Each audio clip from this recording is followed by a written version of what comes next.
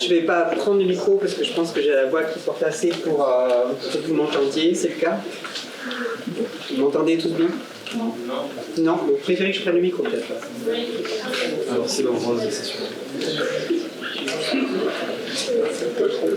Vas-y, essaye. Vous préférez que je parle avec le micro?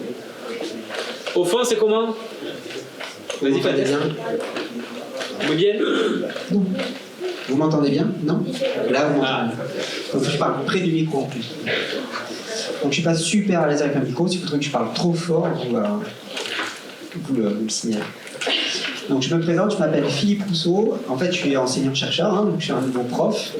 Je suis enseignant-chercheur en génétique. Donc vous êtes en première année, c'est ça?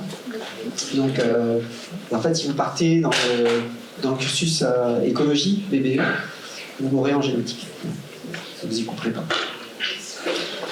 Et actuellement, vous avez tous mes collègues en génétique. Peter Reader, on travaille dans le même labo tous les deux. Donc ça, c'est mon côté maître de conférence. C'est juste pour dire, voilà, je ne suis pas un professionnel de la mobilité, je suis un professionnel de l'interaction avec les étudiants et je suis chercheur en génétique. Donc juste pour définir un tout petit peu plus, peut-être, je suis un spécialiste de la génétique bactérienne. Et ce qui m'intéresse tout particulièrement, c'est les instabilités génétiques chez les bactéries. Et en ce moment, notamment, comment, par instabilité génétique, elles acquièrent toutes ces fonctions d'antibiorésistance. Ils sont un vrai problème de santé publique. Donc ça, c'est mon activité de chercheur et ce pourquoi je suis à l'université. Mais c'est vrai qu'aussi, je suis pas un angoissé, mais très sensibilisé aux problèmes de climat. Et notamment sur l'impact que peuvent avoir tous les déplacements que l'on a sur le climat, notamment par l'émission de gaz à effet de serre, et notamment tout ce qui est déplacement extrêmement consommateur d'émissions de gaz à effet de serre, donc les voitures par exemple. Donc c'est pour ça que mon investissement en tant que citoyen, mais aussi en tant que professionnel de diversité, c'est naturellement orienté vers m'investir dans la promotion des mobilités autres que la voiture. Et c'est ce qu'on appelle les mobilités douces. Donc la petite conférence que je vous ai préparée aujourd'hui, elle est sur ça, sur cette notion de mobilité douce. Donc sachez que juste pour défendre cette thématique, moi j'ai d'abord été référent pendant 4 ans.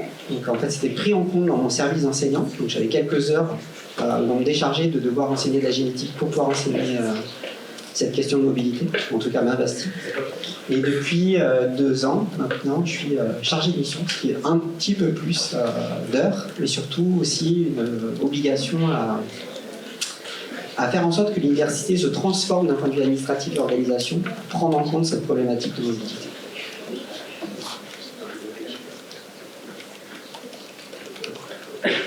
Du coup, ça c'est un petit peu le plan de ma journée, c'est mon côté prof. Donc on va d'abord définir ce que c'est la mobilité. Ensuite on va essayer, je vais vous montrer quelques chiffres, pour essayer de vous sensibiliser au fait que c'est vraiment une question importante. Ensuite j'essaierai de vous montrer qui quoi, c'est-à-dire en fait qui c'est qui fait quelque chose sur la fac pour essayer de réduire, d'adresser cette question de mobilité et surtout qu'est-ce qu'on essaie de faire. Voilà. Et en dernière partie, j'essaierai de vous expliquer ce qu'est en fait l'université s'engage vers un plan de mobilité, et donc j'essaierai de vous expliquer ce que c'est. Mais honnêtement, si on doit faire sauter un truc dans ma présentation, c'est bien vers un plan de mobilité, qui est vraiment une définition très administrative et très politique, en tous les cas qui définit les choix de l'université par rapport à défendre les problèmes de mobilité. Donc si honnêtement on passe plus de temps sur qui, quoi, c'est à mon sens, ça a plus de sens. Et d'ailleurs, je vous laisserai un petit temps de questions à ce moment-là. Enfin, en tout cas, j'essaierai de faire en sorte de récupérer un petit peu de retour de votre part. Hein, donc c'est pour ça que j'ai dit, n'hésitez pas à poser des questions. Alors bien sûr, n'hésitez pas à poser des questions aussi pendant que je parle. Vraiment, vous n'hésitez vraiment pas. C'est plus une séance débat. Donc la définition de mobilité douce, c'est quoi?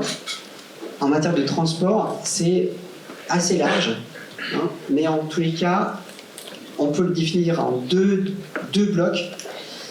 C'est déjà toutes les mobilités actives qui donc qui font appel que à l'énergie humaine.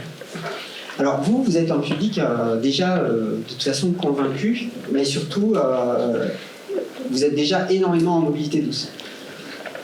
Ce que j'ai appris à comprendre, c'est qu'en fait, c'est aussi une contrainte pour vous. C'est-à-dire, en fait, vous êtes des acteurs de la mobilité douce, mais c'est pas que un choix. Voilà. C'est parce que vous n'avez pas le choix.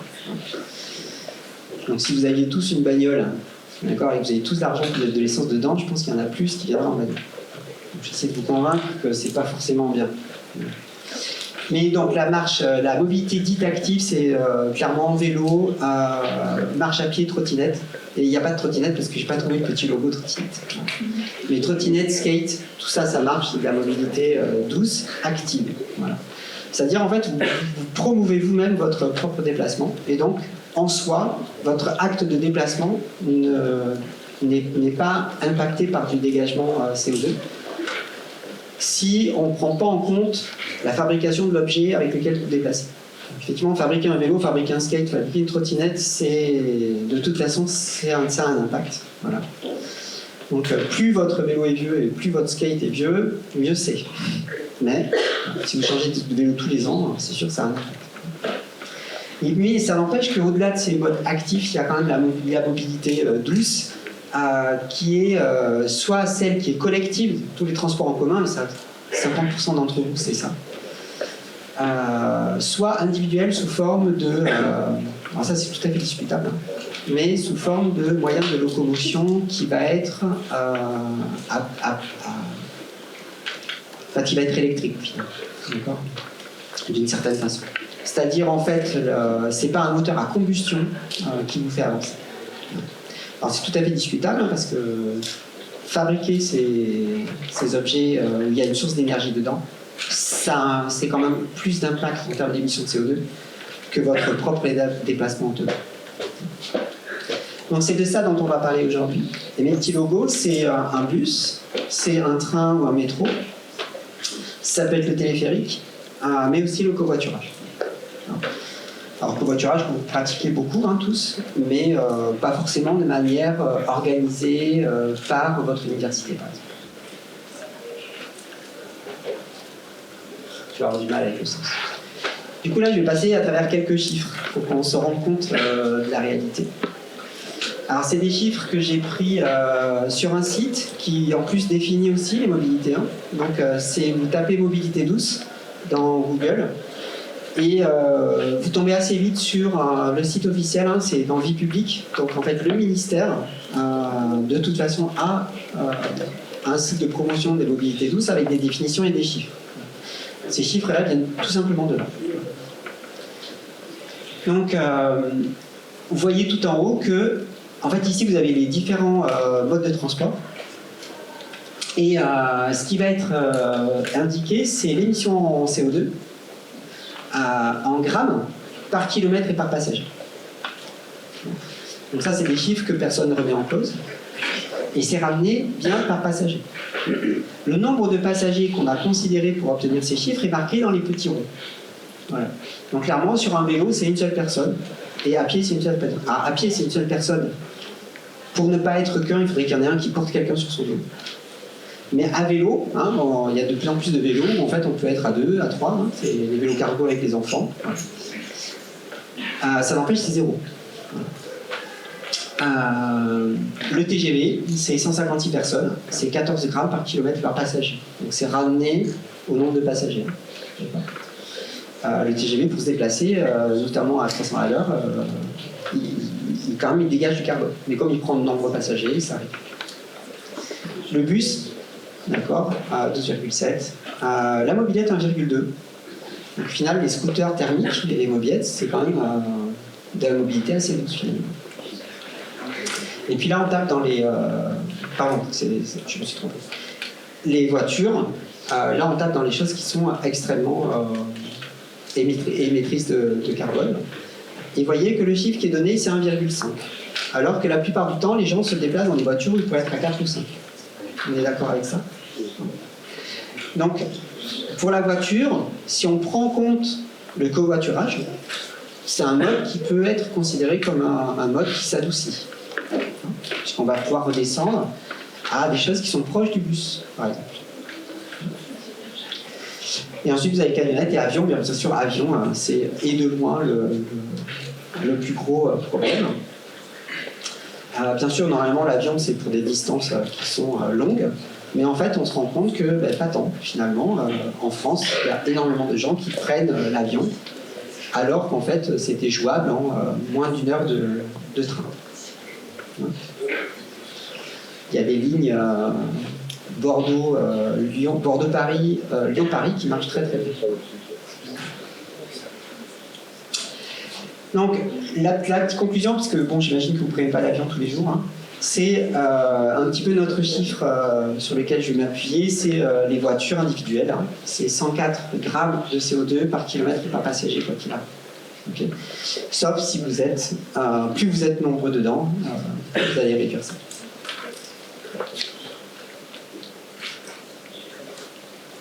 Alors maintenant, ça, c'est les chiffres qui montrent ce que les Français utilisent.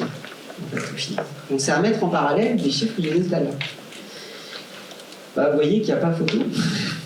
Les Français adorent la bagnole. Après, de notre côté, on l'a bien mis dans la tête. Je veux dire, c'est une industrie, l'industrie française automobile. C'est des choix aussi politiques qui ont été faits il y a presque un siècle déjà, de construire énormément de routes, donc de laisser beaucoup de liberté de déplacement aux gens, en construisant des routes et en construisant des voitures. Donc en fait, si on en est là, c'est aussi parce que c'est des choix politiques et c'est notre éducation aussi. Et puis même, en fait, on a l'impression qu'on a un peu raté notre vie si on n'a pas une voiture, et encore plus si elle est moche. Donc, ce chiffre-là, c'est aussi ça que ça représente. C'est-à-dire c'est tout le côté social ou sociétal qui va... Et là, vous avez la progression de ce chiffre-là sur... alors, c'est pas les 10 dernières années, puisque c'est 2008-2019, mais quasiment. Et vous voyez que finalement... 2008-2019, le débat sur le climat n'a pas changé. Tout le monde en 2008, d'accord, on sait déjà que c'est un gros problème, le réchauffement climatique. La plupart des gens sont convaincus et pourtant, on voit que ça n'infléchit très très peu les chiffres. Finalement, ensuite, on s'aperçoit que là, finalement, les Français se déplacent quand même pas mal en marche à pied. Que la part transport en commun, elle n'est pas si grande que ça. Et que finalement le vélo c'est 2,7%. Et donc en fait si on prend la marche plus vélo, donc les déplacements actifs, le mode actif en fait, se représentent un petit quart de nos déplacements. Donc la mobilité douce et la politique de la mobilité douce, c'est faire en sorte que ce chiffre en fait, que ces chiffres-là s'inversent un petit peu. En changeant les modes de déplacement, et en changeant les objets de déplacement.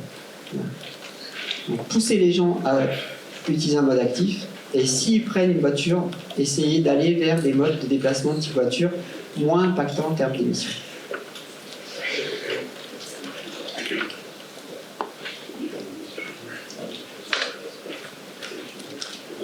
Quand je vous dis que la voiture reste majoritaire dans les études et les analyses que l'on a, et bien finalement, c'est aussi vrai pour des trajets super courts.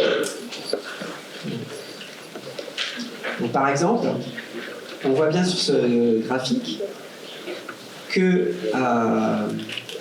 pour des trajets inférieurs à 2 km, 2 km à pied, c'est un bon quart d'heure. 20 minutes pour quelqu'un qui va doucement. Donc, on a la part marche à pied vélo, vous voyez, qui est de toute façon minoritaire, et que ça reste la voiture qui est le plus utilisée. Donc ça, je ne sais pas si vous avez vu des films ou en fait ou des publicités où on voit le gars sortir de sa voiture, sortir sa voiture de son garage, faire 100 mètres, hop, pour déposer un courrier dans une boîte aux lettres qui est à 100 mètres de sa maison, faire marche arrière et rentrer dans sa voiture et re-rentrer dans sa maison. C'est exactement ces chiffres-là, c'est exactement dire ça. C'est-à-dire en fait, les gens ont sorti leur voiture pour faire moins d'un trajet qui leur prend moins de 20 minutes. Et on sait très bien que pour une voiture, c'est à ce moment-là, quand vous la démarrez, sur les 5 premières minutes, elle va être le plus émettrice, puisqu'en fait le moteur n'est pas chaud, les combustions ne sont pas parfaites. À la limite, un trajet de 100 km sur l'autoroute, d'accord, au bout d'un moment, vous êtes hyper rentable avec votre moteur et vous consommez, vous émettez moins. Et donc, bon, je ne vais pas commenter l'intégralité des chiffres, hein, parce qu'au-delà de 5 km, on peut comprendre que, voilà, en fait, 5 km, pour un marcheur qui va doucement, ça peut être déjà 1 heure de déplacement. Donc, on comprend qu'il va se faire aider d'un moyen de transport. Mais ça n'empêche que 5 km avec un vélo, vous allez tous là, à votre âge, vous prenez un vélo, vous allez tous à 20 km/h sans problème. D'accord? Donc 5 km, 20 km/h, vous voyez que c'est pas long. Donc moi par exemple, je me déplace que à vélo et il me faut 20 minutes pour être en centre-ville. Je pense que je vais en centre-ville, à chaque fois que je sors le soir, je suis avant mes copains qui ont pris le métro. C'est moi qui garde la table.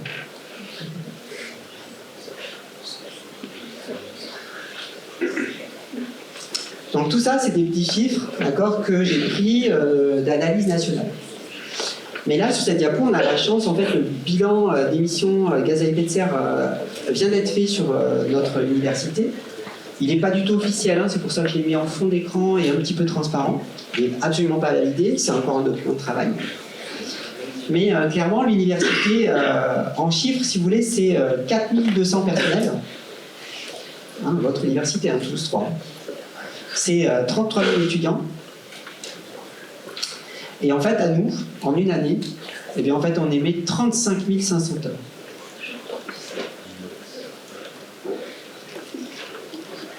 En fait, le pire des chiffres, c'est celui qui est en dessous. C'est 9,2 tonnes CO2 par équivalent temps plein. ETP, c'est équivalent temps plein. En fait, équivalent temps plein, c'est quoi? C'est en fait une façon de mesurer les personnels. C'est-à-dire, c'est un équivalent temps plein, c'est 35 heures pendant toutes les semaines où on doit travailler, je crois, c'est 55. Un truc comme ça. On est à 9,2 tonnes. Est-ce que vous savez quel chiffre il faudrait qu'on dépense par individu pour espérer ne pas passer la barre des 2 degrés d'augmentation de température moyenne sur la surface de la Terre? Le fameux objectif 2 degrés. Est-ce que vous savez combien on devrait consommer à l'échelle de la planète, émettre à l'échelle de la planète par personne? Vous n'avez pas du tout ce chiffre en tête? Il faudrait qu'on émette moins de 2 tonnes. Et ça, c'est rien que ce qu'on émet, nous, en tant que travailleurs pour l'université. Donc ça prend, bien sûr, ce que vous émettez. Hein. Mais en tant qu'agent de fonction publique, l'université, elle émet ça. Ça comprend vos émissions. Hein. Mais ramener au nombre d'employés de l'université, donc en fait, c'est quand même, si nous, on n'est pas là, vous n'êtes pas là. Donc c'est quand même l'émission qu'on génère. Par notre acte d'enseigner sur l'université, on est déjà 3 fois au-dessus de ce qu'il faudrait.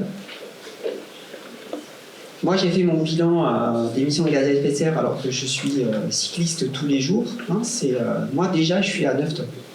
Rien que moi. Moi, en tant que citoyen. Donc, vous rajoutez 9 tonnes parce que je suis prof. Donc, je suis à 18 tonnes, en fait, au final. Ce qui n'est pas tout à fait vrai, puisque, en fait, c'est mon acte de professionnel qui génère ça parce que je travaille dans un endroit où on est 33 000. Alors, dans cette part-là, la part émission de CO2 qui est liée au transport, donc aux mobilités, c'est 17%. C'est-à-dire 6 000 tonnes par an pour l'université. D'accord ? Donc les actions qu'on peut mener, d'accord, sur cette fameuse émission de gaz à effet de serre, tout ce qu'on peut faire sur les mobilités, ça va jouer sur ces 17%. Alors, on peut critiquer ces 17%, on peut les discuter d'ailleurs, parce que c'est les 17% qui sont calculés sur la base de vraiment nos déplacements à nous. Vos déplacements, vous, quand vous venez à la fac, vous, quand vous rentrez chez vous, mes déplacements quand je vais à la fac, quand je reviens, mais aussi mes déplacements quand je suis à la fac, c'est-à-dire aller de l'amphi à l'autre. Mais ça ne prend pas en compte tous les déplacements qui sont faits lorsque, par exemple, l'université commande cette caméra. Si elle commande cette caméra elle a été livrée ici. Ça, c'est pas compté. C'est compté dans achat de biens et de services. Vous voyez, 26%. Et on pense qu'un tiers de l'impact des achats, c'est le déplacement des achats. Quand vous achetez un truc qui est fait au Japon, ou qui est fait en Chine, ou qui est fait à Taïwan, ce truc-là, il est monté sur un bateau, ensuite il est monté dans un camion, souvent même il a été amené à Rotterdam, puis Paris, puis remonté à Rotterdam pour revenir à Toulouse. Vous voyez ce que je veux dire. Donc, c'est sur ça, en fait, que les actions mobilité douce, d'accord, en fait, la mobilité douce, ce qu'elle essaye de faire, c'est d'agir sur ces volants-là. Essayer de mettre en place des actions qui nous permettent de réduire cette émission de gaz à effet de serre, notamment CO2, par nos déplacements. Et c'est toutes les actions possibles. Hein. Oui. Quand vous dites que le métro et le train, par exemple, ils émettent du CO2, comment exactement ça émet du CO2 selon vos... Tu veux dire... Ce qui fonctionne à l'électricité, on est d'accord? Oui. Donc pourquoi est-ce que ça émettrait du CO2 si on prend pas en compte la construction des matériels? Alors, ça prend en compte une partie des constructions. Hein. Mais si je reviens sur ce chiffre-là, par exemple, là, tu vois, le train en France, il coûte peu en émissions de CO2 parce qu'il est très souvent électrique et parce que notre électricité est fournie à 80%, 60-80% par de l'énergie nucléaire. Et l'énergie nucléaire, c'est une énergie à bas carbone. Mais vous voyez les risques qu'il y a à côté. Voilà. Hein, c'est-à-dire, en fait, on n'émet pas de carbone, cool, mais on ne peut pas dire que c'est bio quand même. Hein. Voilà, le risque, il est important. Voilà. Donc, dans tout ça, effectivement, tu as raison. C'est tout ça qui en fait, qui malgré tout, qui fait pondérer. Ce qui est sûr, c'est que ton vélo, il n'est pas nucléaire. Et c'était toute la polémique que je voulais dire par rapport au mode de déplacement, type voiture électrique, type vélo électrique. Ça n'empêche que cette électricité, il faut la produire. Donc en France, on a une énergie électrique qui est en grande majorité nucléaire, donc bas carbone. Mais si vous allez en Chine, cette même énergie, elle est entièrement charbon. Donc du coup, elle a un impact carbone qui est bien plus haut. Et c'est le cas de tous les pays qui ont fait le choix d'abandonner complètement le nucléaire. Donc du coup, ils se retrouvent pénalisés en termes de CO2 émis, mais après, c'est aussi au détriment d'un autre choix politique.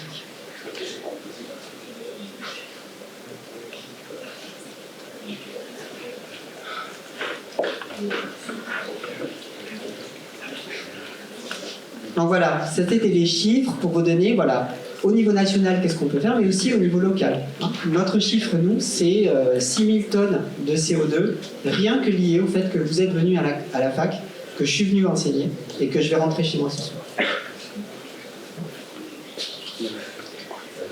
Et bien sûr, plus vous êtes en mode actif, moins vous participez à ce chiffre. Plus vous êtes en mode individuel thermique, plus vous participez à ce chiffre.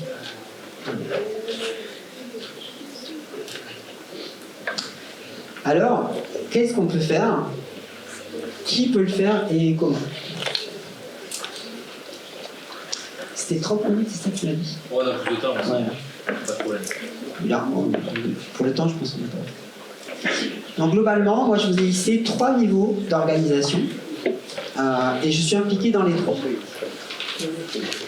D'abord, j'anime un groupe de travail donc, qui est essentiellement composé de professionnels de la fac, mais ça inclut plusieurs doctorants.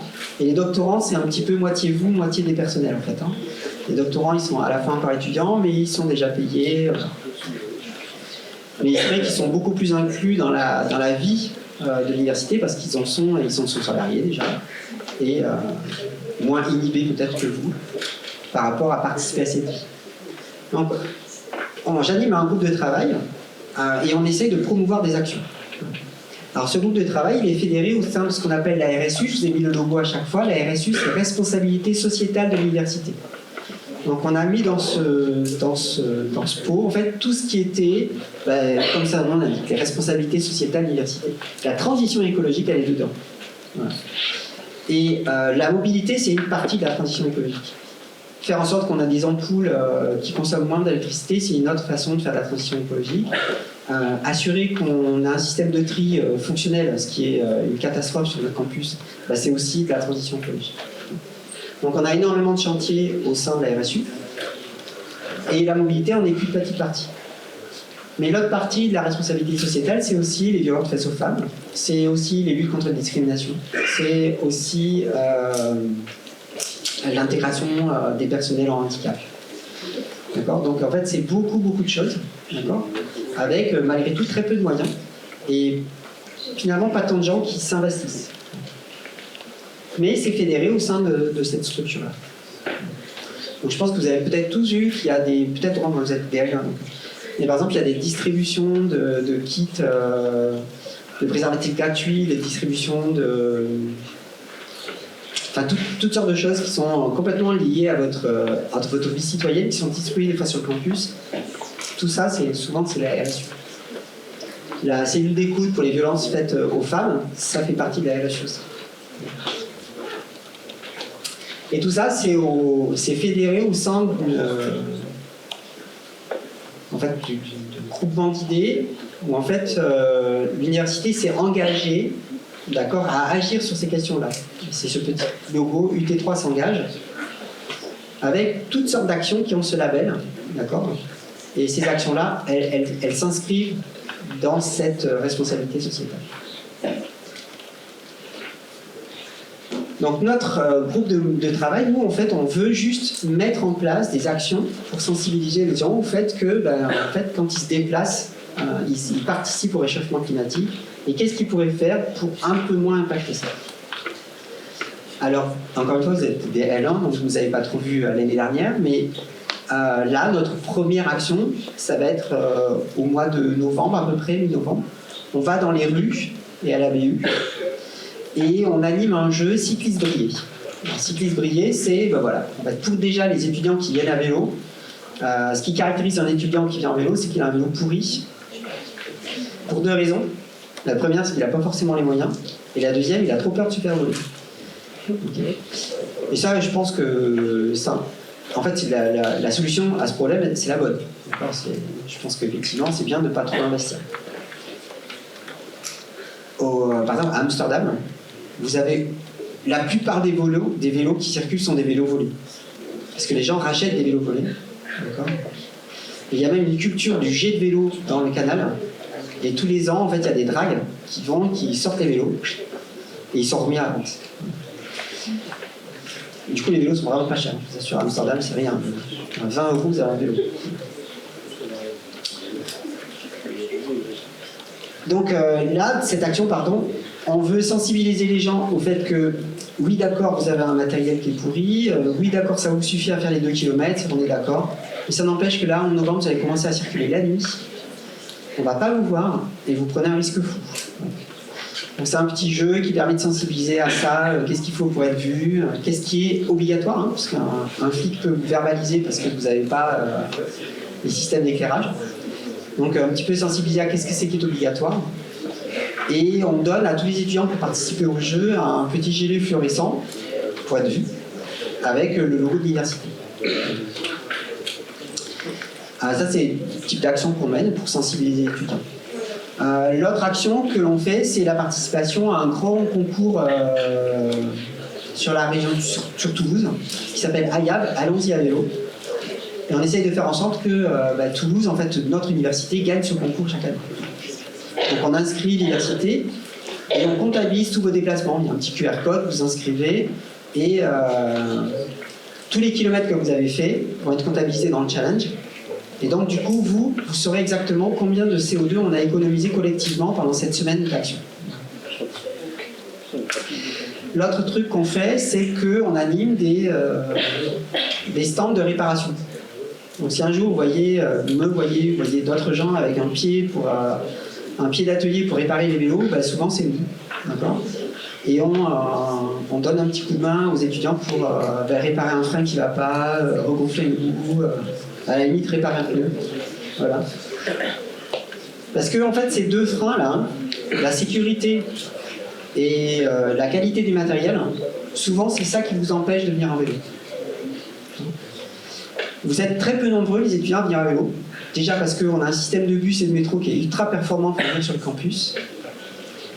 Mais aussi parce que vous avez peur de vous faire voler votre vélo, parce que vous ne savez pas l'entretenir, et parce que vous avez peur de ne pas être vu. Donc on essaye de jouer sur ces leviers-là. Mais sachez que venir à vélo, plutôt que le métro, vous rendra beaucoup plus heureux.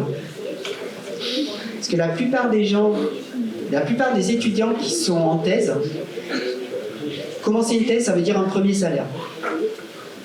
Le premier truc que font les étudiants quand ils ont leur premier salaire de thèse, c'est qu'ils arrêtent de venir en métro. Parce que je pense qu'ils ont trop souffert à être entassés dans le métro. Sachez qu'en vélo, on n'est jamais entassé, ça sent jamais mauvais. Et surtout, on est toujours maître du temps qu'on va mettre. La piste cyclable ne s'arrête pas, elle.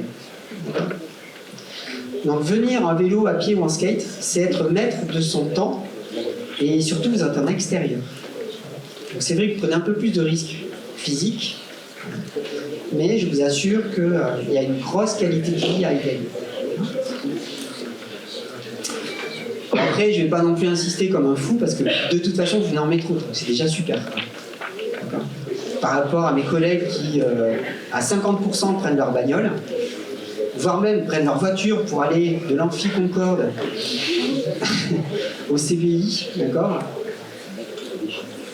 Je pense qu'il y a plus de travail à faire sur les côtés.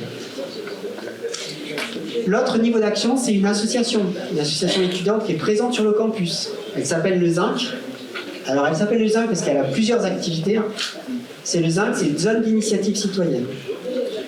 Alors, c'est une des associations qui est sur le pôle associatif. Je ne sais pas si vous avez commencé à voir où était le pôle associatif ou pas du tout. Le pôle associatif, il va bouger. Ça va être tout ce qui est dans le bâtiment U5, le tout nouveau là, celui avec la base jaune. Donc, toutes les associations étudiantes vont être rapatriées ici. Mais ça prend un peu de temps encore. Autrement, les associations, elles sont dans le pôle associatif, c'est des préfabriqués qui sont au niveau de la chaufferie, je ne sais pas si vous voyez.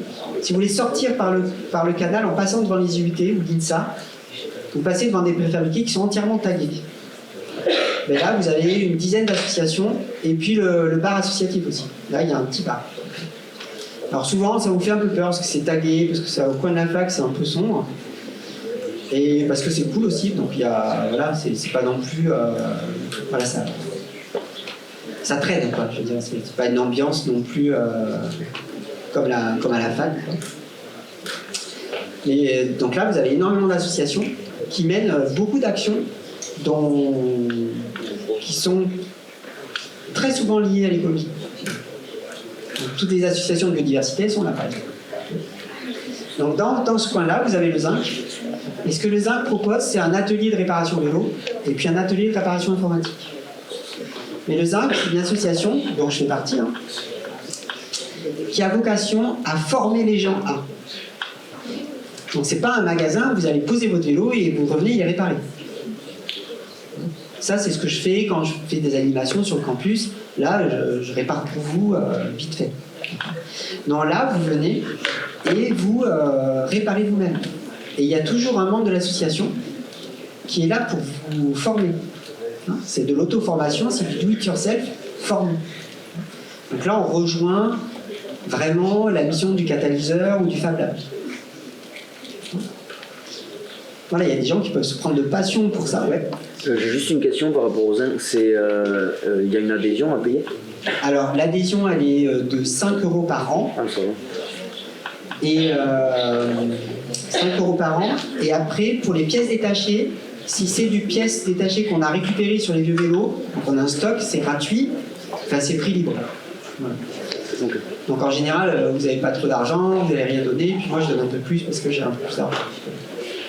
Mais on a aussi un stock de pièces neuves, mais je vous assure qu'on a des prix, mais c'est juste incroyable.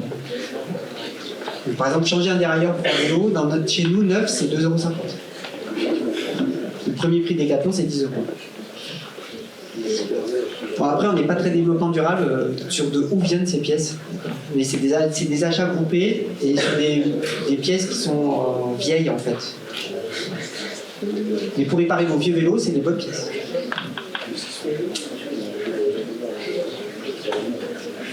Donc le zinc, j'ai mis le site, mais si vous tapez le zinc Toulouse, vous trouvez sur Google. Il ne faut juste pas comprendre que c'est pas un bar. Donc le zinc, il y a plein de bars qui s'appellent le zinc. Non, c'est le zinc et vous allez voir, il y a ce logo et c'est clairement une recyclerie. Le zinc, il est affilié à toutes les autres recycleries type vélo informatique de Toulouse, il y en a plein. Il y en a dans plusieurs universités. Donc en fait, les pièces, on arrive à se les faire... Enfin, on arrive à récupérer. Si honnêtement, si vous avez un vieux vélo tout pourri, que vous ne voulez pas en faire, vous pouvez le donner aux impôts.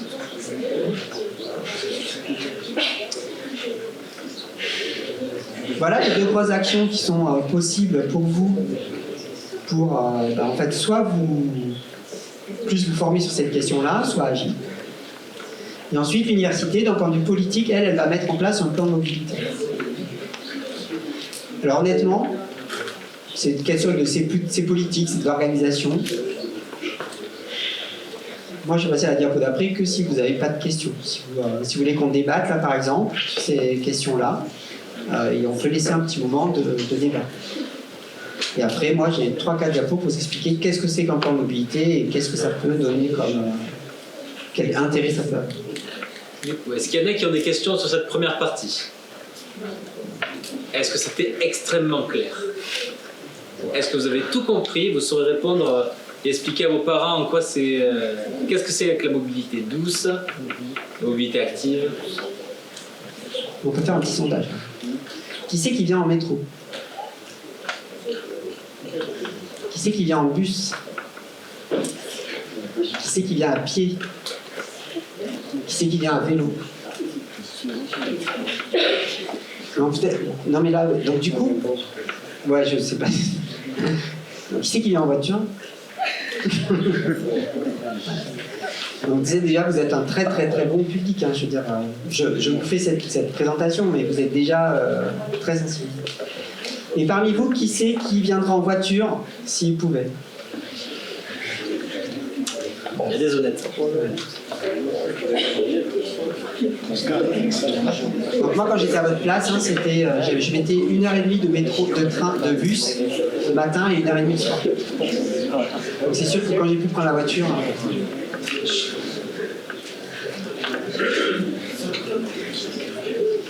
Du coup, vous voulez pas, il n'y a pas de questions particulières? Est-ce qu'il y en a parmi vous qui savent réparer leur... qui viennent, qui n'utilisent pas leur vélo parce qu'ils ne savent pas le réparer?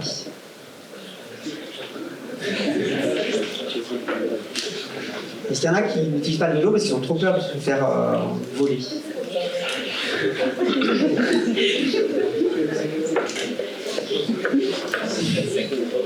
Est-ce qu'il y en a qui n'ont pas de vélo? Non, est-ce qu'il y en a qui ne savent pas faire du vélo? Donc ça, par exemple, il y a une des opérations de l'année, ça va être de faire un stand de cours de vélo. Et je vous engage à essayer parce que à Yab, c'est un challenge, donc les gens ils veulent participer au challenge, ça les intéresse. Et bien la plupart des gens qui ont fait le challenge, après ils lâchent plus les vélos. Parce qu'en fait ils ont vu qu'est-ce qu'ils y trouvaient hein, comme intérêt, notamment par rapport au métro. Alors, je vais mettre quelques diapos politiques.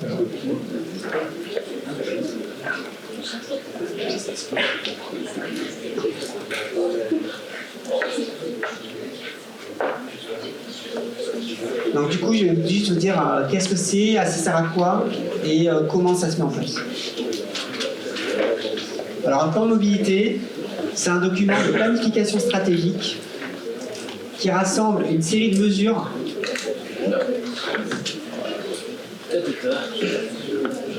Qu'est-ce qui s'est passé?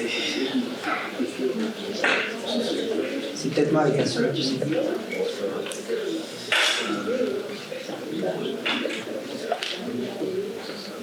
T'es sûr? Donc c'est un document stratégique qui planifie La mise en place de mesures visant à rationaliser les déplacements liés au travail et à favoriser l'usage des transports alternatifs. Donc typiquement, si sur le campus, c'est pas possible de se déplacer à pied, ce qui est le cas, eh bien, ça veut dire qu'il faut construire des trottoirs, il faut construire des voies qui nous permettent, nous, vous, de circuler tranquillement à pied. Pareil pour les pistes cyclables. Dans le cas d'Iversité, ce plan, il inclut tout le monde, c'est-à-dire les personnels et les étudiants. Donc il faut prendre en compte toute la problématique, et notamment si les pistes cyclables de Toulouse Métropole ne sont pas adaptées, ben en fait il faut communiquer avec eux et il faut mettre en place des actions pour que ça s'améliore.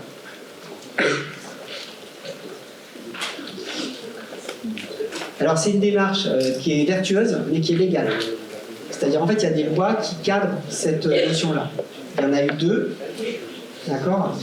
Et ce sont 2 lois qui sont des lois de transition écologique. C'est tout inclus dans le processus COP21, blablabla. Donc actuellement, c'est la loi LOM de 2019 qui impose à toute entreprise qui a plus de 50 salariés soit d'inclure la question des mobilités dans ses négociations annuelles, soit d'avoir un plan de mobilité. Mais il faut que la question soit débattue au sein de l'entreprise. À l'heure actuelle, l'Université Paul Sabatier donne un forfait mobilité durable, c'est-à-dire toute personne qui s'engage à se déplacer plus de 100 jours par an, soit à pied, soit à vélo, soit en trottinette, soit en skate, recevra 300 €. Donc c'est une aide à l'achat du matériel qui sert à déplacer. 300 €, c'est bien.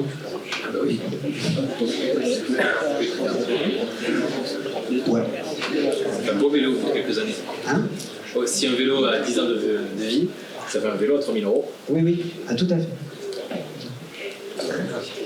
Si vous capitalisez, ce qui vient de dire sur 10 ans, vos 300 € par an, c'est un vélo à 3 000 €. Donc ça devient déjà un vélo électrique. Donc ça, bien sûr, c'est pour les salariés. D'accord ? Mais vous avez droit à des aides. Hein. Toulouse Métropole, vous n'avez pas de salaire ou peu, d'accord ? Donc vous avez des aides. Hein. Et facilement, en cumulant les aides, vous pouvez aller jusqu'à 400, 500 €. Alors comment ça se met en place ? Il y a toute une phase, d'abord le lancement.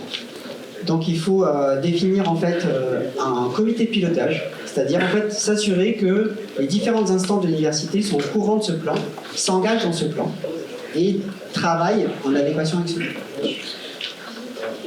Ensuite, il y a une phase de diagnostic qu'on a déjà commencé l'année dernière, vous ne l'avez pas vu parce que vous n'avez pas répondu au questionnaire, mais en fait on a une cartographie de vos déplacements et des miens à l'échelle de l'université, fait l'année dernière sur un panel sur un sondage.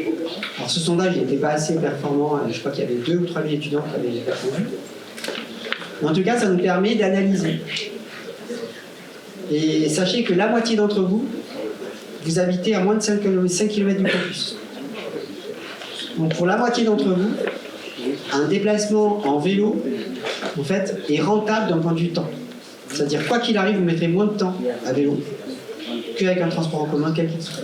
Et alors la voiture, j'en parle. Moi, je le vérifie tous les jours. Hein. Je veux dire, mon voisin, d'accord, travaille à la fac. Et il part en voiture. J'arrive tout le temps après lui. Systématiquement. Et il me dit, il en a marre des bouchons. Je dis, mais prends un vélo. Donc ce diagnostic nous permettra de faire une cartographie plus précise des modes de déplacement, d'accord, pour pouvoir envisager d'agir. Par exemple, si la plupart des gens habitent, imaginons que la plupart d'entre vous, vous habitiez sur Castanet. Eh bien, ça veut dire que sur les équipements mobilité douce, il faut qu'on travaille sur la ligne Paul Sabatier-Castanet. Par contre, si vous êtes tous en centre-ville, ce que je crois, il faut plutôt travailler sur les axes centre-ville. D'accord ? Chose que Toulouse Métropole est en train de faire. Mais ça n'empêche qu'il faut le diagnostiquer. Donc ça, dès l'année prochaine, on va se lancer dans un diagnostic plus précis. Il va être fait à l'échelle de l'Université de Toulouse, mais aussi de Toulouse Paul Sabatier. Ensuite, il faut définir des plans d'action, c'est-à-dire faire des listes d'actions qui auront pour vocation à corriger là où il y a des problèmes. C'est-à-dire, si on voit que tous nos étudiants habitent en centre-ville et que tous se plaignent que l'équipement il est de mauvaise qualité pour pouvoir venir à pied, à vélo ou en skate, eh bien, il faut mettre le paquet pour que si on voit que les étudiants, en fait, ils viennent pas en vélo parce qu'ils ont peur de venir en vélo, ou à skate, eh bien, il faut essayer de communiquer avec eux, ou leur montrer, ou leur donner des moyens, de tester cette peur, qu'au moins ils puissent dire non, si j'ai pas peur de le faire, c'est je l'ai fait et c'est nul. Ensuite, il faut pouvoir tester si ces actions fonctionnent. Il faut définir d'indicateurs qui nous permettent de dire oui, ça marche, non, ça marche pas. Indice de satisfaction, taux de personnes qui viennent autrement que qui viennent avec des modes actifs ou des modes doux. Et puis les bilans annuels. Tout ça sur des plans en général qui sont quinquennaux. C'est-à-dire au bout de 5 ans, on fait des gros bilans, qui sont la somme des bilans de 5 ans, et on voit si nos actions ont réellement porté leurs fruits ou pas. Donc, sachez qu'actuellement, Toulouse met en place toute une politique cyclable en mettant en place du réseau express vélo. C'est finalement, c'est la fin d'un des plans. C'est-à-dire, finalement, c'est ça qui est arrivé comme étant l'action la plus importante à faire. En tous les cas, que les politiques ont décidé que c'était la plus importante à faire. Et donc, c'est ça qui se met en place.